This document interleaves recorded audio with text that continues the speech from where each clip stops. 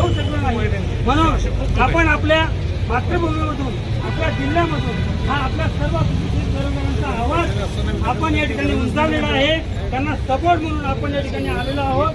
तुम्ही सगळेजण, आपल्या सगळ्यांची तळमळ, आपल्या सगळ्यांची भावना एकच आहे की सरकारने याच्या विरोधामध्ये भविष्यामध्ये असं पाऊल उचलावं की यानंतर कुठली नेटची परीक्षा असो किंवा कुठलीही स्पर्धा परीक्षा असो ती पुन्हा रद्द होणार नाही, जेणेकरून मुलांना मनस्ताप होणार नाही। कारण एक परीक्षा देण्यासाठी वर्षानुवर्ष, 2 वर्ष कुणी रूमवर राहतं, कुणी मेसवर राहतं, आई वडील आपलं घर सोडून या ठिकाणी येतात आणि आमचं काय तर माझा मुलगा नीटला लागेल, माझा मुलगा स्पर्धा परीक्षेमध्ये लागेल आणि माझ्या कुटुंबाचं नाव उज्ज्वल करेल।